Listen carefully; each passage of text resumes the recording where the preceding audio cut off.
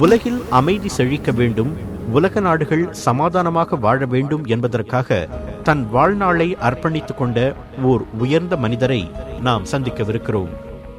அவர்தான் 1901ஆம் ஆண்டில் அமைதிக்கான முதல் நோபல் பரிசை வென்ற பிரெஞ்சு நாட்டவரான ஃபிரெடரிக் பாசி. அனைத்துலக செஞ்சிலுவை சங்கத்தை தோற்றுவித்ததற்காக அதே ஆண்டில் ஹென்றி டுனாண்டுக்கும் அமைதிக்கான நோபல் பரிசு வழங்கப்பட்டது குறிப்பிடத்தக்கது. இருவருமே அமைதிக்காக அடித்தளம் இட்டவர்கள் என்றாலும் அவர்களின் அணுகுமுறையில் வேறுபாடு இருந்தது. உலக நாடுகளிடையே போர் ஏற்படுவது தவிர்க்க முடியாதது. அத்தகைய போர்களில் பாதிக்கப்பட்டவர்களுக்கு மனிதாபிமான உதவிகள் தேவை என்ற அடிப்படையில்தான் செஞ்சிலுவை சங்கத்தை தொடங்கினார் ஹென்றி டுனாண்ட். ஆனால் ஃபிரெடரிக் பாசி ஒரு படி மேலே சென்று நாடுகளிடையே போர் ஏற்படுவதற்கான அடிப்படைகளை அடையாளம் கண்டு போர்களை அறவே ஒழித்து நாடுகளிடையே சமாதானம் நிலவ வழிவகை செய்ய வேண்டும் என்று விரும்பினார்.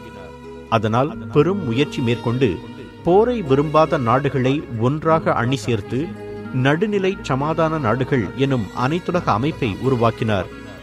உலக அமைதிக்காக கிட்டத்தட்ட 45 ஆண்டுகளை அர்ப்பணித்த அந்த உன்னத மனிதனின் கதையை இன்று தெரிந்து கொள்வோம். 1822ஆம் ஆண்டு மே 10ஆம் தேதி பாரிஸில் பிறந்தார் ஃபிரெடரிக் பாசி. கல்வியில் சிறந்து விளங்கிய பாசி சட்டத்துறையில் பட்டம் பெற்று தனது 22வது வயதில் அரசாங்க சேவையில் ஓர் எழுத்தராக சேர்ந்தார். அந்த வேலை அவ்வளவு பிடிக்காமல் போனதால் பத்திரிகை நிருபராகவும் பொருளாதார கட்டுரைகள் எழுதும் எழுத்தாளராகவும் சில ஆண்டுகள் பணிபுரிந்தார். பின்னர் கல்லூரி ஒன்றில் பொருளாதார விரிவுரையாளராக பணியாற்றினார். அந்த காலகட்டத்தில்தான் பிரான்ஸ், இங்கிலாந்து, துருக்கி ஆகிய 3 நாடுகள் இணைந்து ரஷ்யா மீது போர் தொடுத்தன. பலத்த உயிருடர் சேதத்தை ஏற்படுத்திய அந்த கிரைமியன் போர் பாசியின் மனத்தை வெகுவாக பாதித்தது.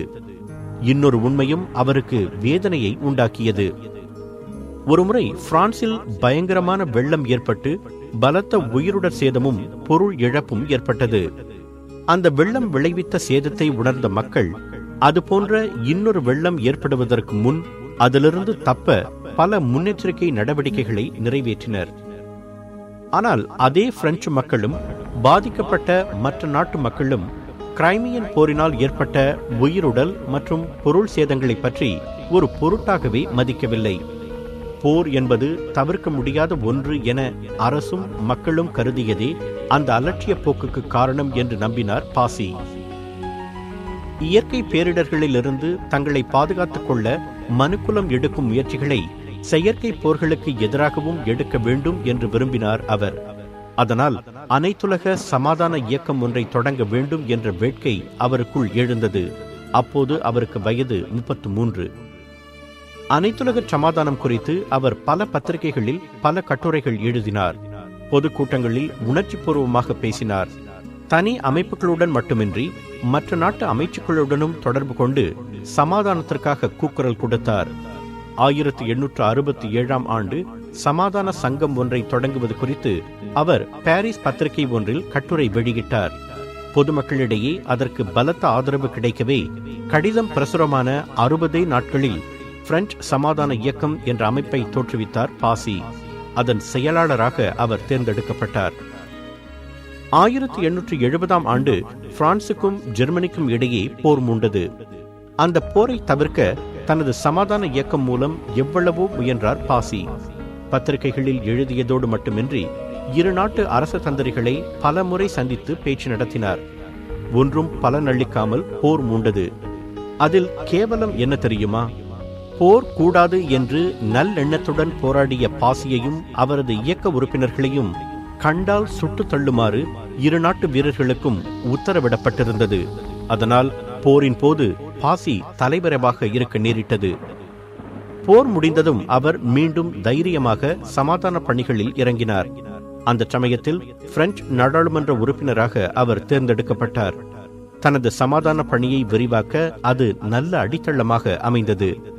அவரது தீவிர முயற்சியால் அமெரிக்காவுக்கும் பிரான்சுக்கும் இடையே சமாதான உடன்படிக்கை ஏற்பட்டது. அது மட்டுமல்ல, மற்ற நாட்டு நாடாளுமன்ற உறுப்பினர்களுடன் நல்ல தொடர்பை ஏற்படுத்திக் கொண்டார் பாசி. அவரது பெரும் முயற்சியால் 1889ஆம் ஆண்டு France, England, Italy, Spain, Denmark, Hungary, Belgium, America ஆகிய நாடுகளின் நாடாளுமன்ற உறுப்பினர்கள் ஒன்று கூடி இன்டர் பார்லிமெண்டரி யூனியன் என்ற அனைத்துலக பாராளுமன்றத்தை உருவாக்கினர். அதன் 3 தலைவர்களில் ஒருவராக பாசி தேர்ந்தெடுக்கப்பட்டார். அந்த சங்கம் நாடுகளுக்கிடையே உண்டாகும் பிரச்சனைகளை தீர்த்து வைக்கும் நடுநிலை சங்கமாக இன்றும் செயல்பட்டு வருகிறது. 1890ஆம் ஆண்டு பல நாட்டு சங்கங்களின் பிரதிநிதிகளை பாரிஸில் கூட்டினார் பாசி. அந்த கூட்டத்தில் சமாதானமே என்றும் நிம்மதியை தரும், எனவே ஒவ்வொருவரும் உயிர் மூச்சு உள்ளவரை சமாதானத்துக்காக போராட வேண்டும் என்று உருக்கமாக கோரிக்கை விடுத்தார். அந்த சொற்பொழிவின் விளைவாக அடுத்த ஆண்டே நிரந்தர அனைத்துலக சமாதான தலைமையகம் உருவானது. உலக அமைதிக்காக கிட்டத்தட்ட அரை நூற்றாண்டை செலவழித்த பாசியை அமைதியின் தூதுவன் என்று உலகம் அழைத்தது. அவர் ஏற்படுத்திய விழிப்புணர்ச்சியால் உலக நாடுகளில் பெரும்பாலானவை போர்களை தவிர்க்கும் முயற்சிகளில் இறங்க தொடங்கின. அமைதிக்காக தனி மனிதனாக கூக்குரல் கொடுத்த பாசிக்கு அமைதிக்கான முதல் நோபல் பரிசை தந்து நன்றி தெரிவித்துக் கொண்டது உலகம். அப்போது அவருக்கு வயது 79. அமைதி பரிசை பெற்ற அந்த தள்ளாத வயதிலும் அமைதி மீதான அவரது ஆசை தளரவில்லை. அடுத்த 11 ஆண்டுகள் அமைதியின் முக்கியத்துவம் பற்றி தொடர்ந்து எழுதினார், கூட்டங்களில் பேசினார். 1912ஆம் ஆண்டு ஜூன் 12ஆம் தேதி 90வது வயதில் அந்த அமைதி புறாவின் உயிர் பிரிந்தது. அவரது கொள்கையை பின்பற்றித்தான் இன்று அணிசேரா நாடுகளின் இயக்கத்தில் 100க்கும் மேற்பட்ட நாடுகள் அங்கம் வகிக்கின்றன. அமைதிக்காக ஒருவர் கூக்குரல் இட்டே இவ்வளவு நன்மை விளைந்திருக்கிறது என்றால், நாம் ஒவ்வொருவரும் முயன்றால் நம் உலகம் யுத்தமில்லாத பூமியாக மாறாதா என்ற கேள்விதான் பாசியின் வாழ்க்கை நமக்கு விட்டு சென்றிருக்கும் காணிக்கை. மனுக்குல சமாதானத்திற்காக பாடுபட வேண்டும் என்ற உயரிய எண்ணமும் அதற்கான அயராத உழைப்பும் தான் ஃப்ரெட்ரிக் பாசிக்கு அமைதி என்ற வானத்தை வசப்படுத்தின. அதே போன்ற உயரிய எண்ணமும் கடும் உழைப்பும் நமக்கு நோபல் பரிசை பெற்றுத்தராவிட்டாலும் நிச்சயம் நாம் விரும்பும் வானத்தை நமக்கு வசப்படுத்தும்.